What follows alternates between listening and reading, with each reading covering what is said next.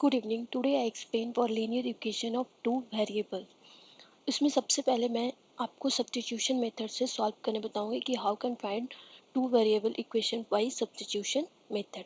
यहाँ पे आपको दिख रहा है टू वेरिएबल में यहाँ एक्स एंड बाई दोनों वेरिएबल है। वेरिएबल और कांस्टेंट मतलब क्या होता है? Variable means always change the value. Variable मतलब होता है चेंज वैल्यू। जैसे हमने x लिखा तो किसी को x का वैल्यू 1 लिखना हो, 2 लिखना हो, डॉट डॉट। लेकिन कांस्टेंट मतलब क्या होता है? कांस्टेंट मतलब फिक्स वैल्यू। कांस्टेंट मतलब हमारे पास क्या हो जाता है?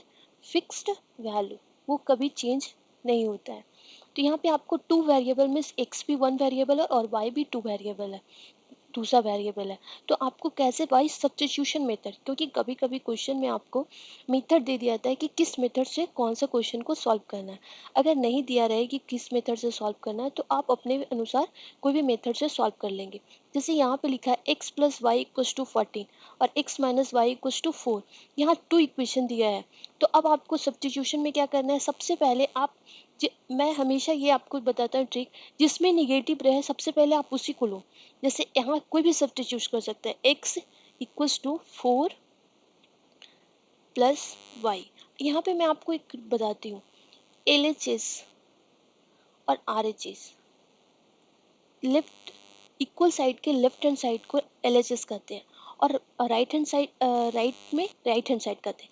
अगर इधर लेफ्ट हैंड साइड में निगेटिव है तो यही निगेटिव अगर RHS में जाएगा तो वो सिंबल चेंज हो जाएगा पॉजिटिव में। अगर यहाँ LHS में पॉजिटिव है तो अगर वो इक्वल्स टू के बाद जाएगा तो वो निगेटिव में हो जाएगा। अगर इधर मल्टीप्लाई है तो इधर डिवाइड हो जाएगा। अगर इधर डिवाइड है तो ये मल्टीप्लाई हो जाएगा। मतलब इन्वर्स दोनों साइड से होगा। अगर RHS से इधर आएगा तो ये पॉजिटिव है तो निगेटिव हो जाएगा, अगर ये निगेटिव है तो पॉजिटिव हो जाएगा, डिवाइड है तो मल्टीप्लिकेशन हो जाएगा, मल्टीप्लिकेशन है तो डिवाइड हो जाएगा। ये सिंबल का रूल है चेंज होने का। तो यहाँ देखो निगेटिव बाई है तो जैसे मैंने RHS चेंज किया तो ये 4 प्लस बाई हो गया। अब आप इक्वेशन इसे 1 मान लो और आप इसे इक्वेशन 2 मान लो। अब यहाँ पे करो सब्स्टिट्यूट।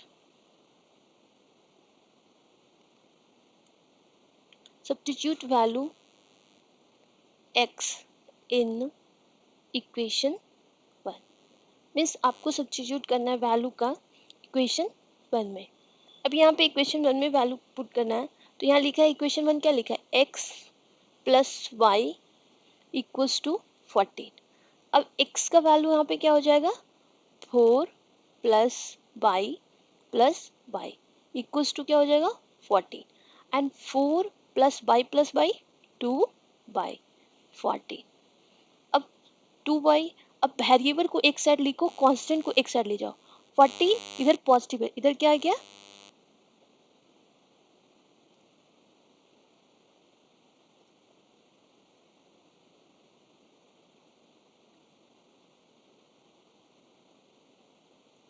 ठीक है, तो 2y और यहाँ से 14 माइनस 4 हो जाएगा 4। ठीक है, तो अब यहाँ से 2y इक्वल्स टू क्या होगा? 14 माइनस 4 10। अब यहाँ से हम क्या करेंगे? y इक्वल्स टू क्या आ जाएगा? मैंने क्या बोला था कि अगर मल्टीप्लिकेशन में है तो इस साइड आएगा RHS में तो डिवाइड हो जाएगा। तो 10 बाई 2, 2 1 से 2, 2 5 से 10, y इक्वल्स टू 5। हमारे पास y इक्वल्स टू 5 आ गया। इसी y का वैल्यू आप इसमें इक्वेशन थर्ड में पुट कर सकते हो। पुट वैल्यू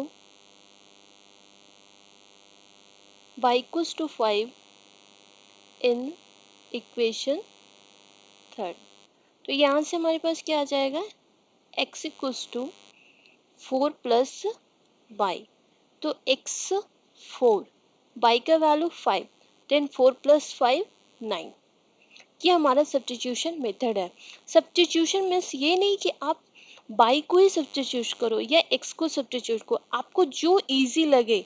मैंने बोला ना कि आप हमेशा जो निगेटिव है ना उसी इक्वेशन को सबसे पहले उसे या तो एक्स को सेपरेट कर लो या तो बाई को सेपरेट कर लो। जब भी निगेटिव में, अगर दो इक्वेशन में निगेटिव दिया है, अगर दोनों में ही पॉजिटिव दिया है तो कोई ऑप्शन नहीं है, दोनों में ही निगेटिव दिया है तो आपको कोई एक इक्वेशन। लेकिन अगर एक पॉजिटिव एक निगेटिव दिया है तो ये बहुत इजी होता है आपको सब्स्टिट्यूशन मेथड से बनाना। आप एक को निगेटिव वाला को लेके सब्स्टिट्यूट कर सकते हैं। ठीक है, next second question. Second question में भी देखिए यहाँ पे मैंने s minus t equals to 3 and s by 3 plus t by 2 equals to 6, इस तरह से आपका क्वेश्चन दिया है। ठीक है,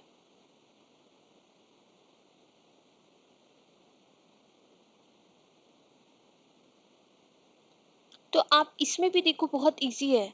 s माइनस टी यहाँ पे दिया है तो आप क्या करो, s minus t equals to 3, या तो आप s को या तो t को चेंज कर लो।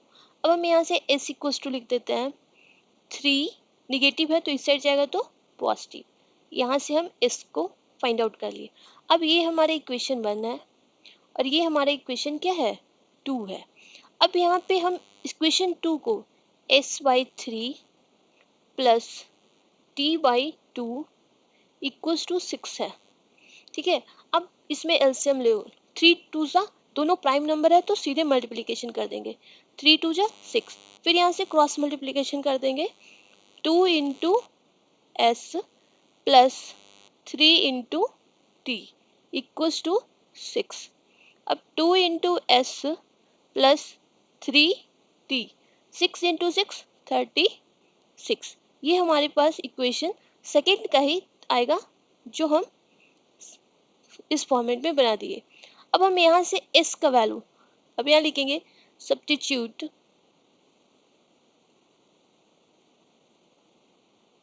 Value s in equation second. ठीक है, अब यहाँ से 2 s का वैल्यू क्या आ जाएगा, 3 प्लस t, अब प्लस 3 t इक्वल्स टू 36। अब 2 into 3 6 and 2t plus 3t equals to 36।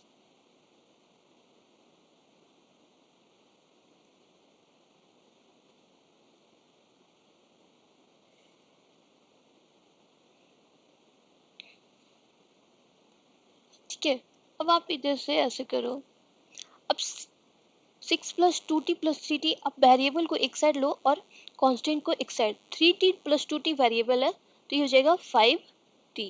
यहाँ से 36 कांस्टेंट है, इस साइड से 6 माइनस जाएगा, अब 5t equals to 30, t equals to 30 by 5, 5 1 जा 5, 5 6 जा 30।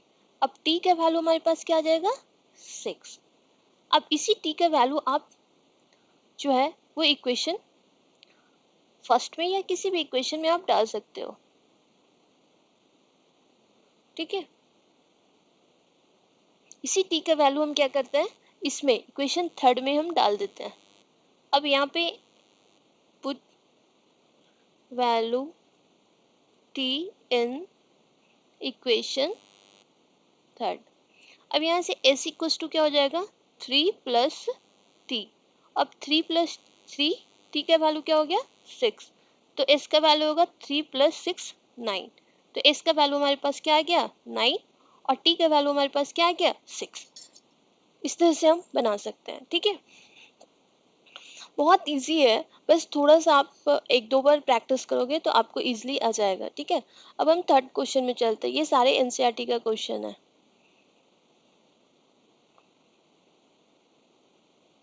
ठीक है, ये हमारे पास थर्ड नंबर क्वेश्चन है। थर्ड नंबर क्वेश्चन में कह रहा है 3x minus y equals to 3 and 9x plus 3y equals to 9। मैंने तीनों क्वेश्चन लिया है जिसमें पॉजिटिव नेगेटिव है। अब नेक्स्ट सेशन में मैं लाऊंगी जिसमें दोनों पॉजिटिव होगा और दोनों नेगेटिव होगा। अब इसमें मैं ये बता रही हूँ क्योंकि जितना ही क्वेश्चन आप प्रैक्टिस करोगे, मैथ सिर्फ प्रैक्टिस पे ही डिपेंड करता है। आप जितना प्रैक्टिस करोगे तभी आपको आएगा। बिना प्रैक्टिस का आप सोचोगे तो नहीं बनेगा आपका।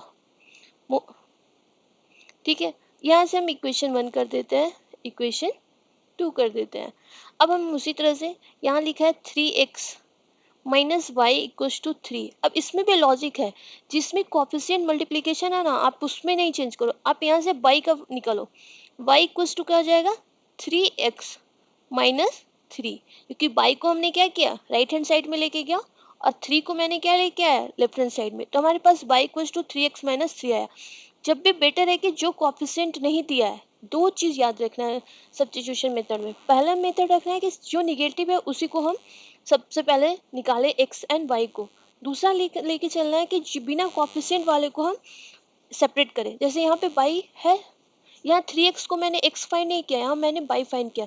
क्योंकि यहाँ पे अगर मैं 3x को फाइंड करती तो फिर ये कैसे हो जाता, देखिए अगर आप ऐसे करते 3x 3 plus y x equals to 3 plus y by 3, तो ये आपके लिए थोड़ा सा लेंदी हो जाता।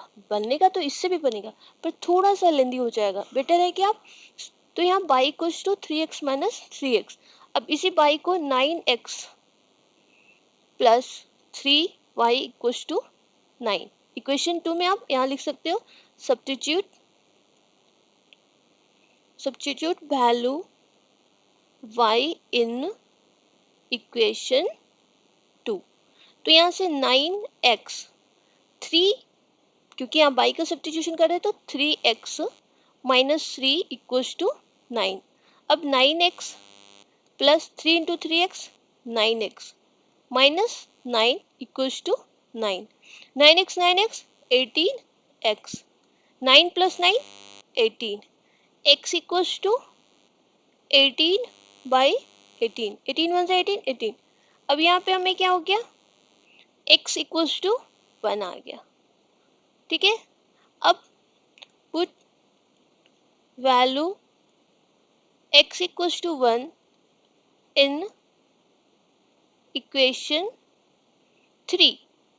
आप यहाँ डायरेक्ट इक्वेशन 3 में पुट करना, इन इक्वेशन 3। तो y equals to 3x minus 1 3। ठीक है, तो 3 इंटू 1 माइनस 3, 3 माइनस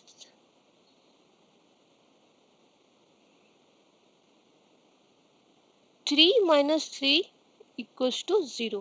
तो यहाँ y का वैल्यू क्या आ जाएगा, 0। ठीक है, thank you. Please like and subscribe my channel. अगर आपको अच्छा लगा वीडियो तो please like and subscribe my channel.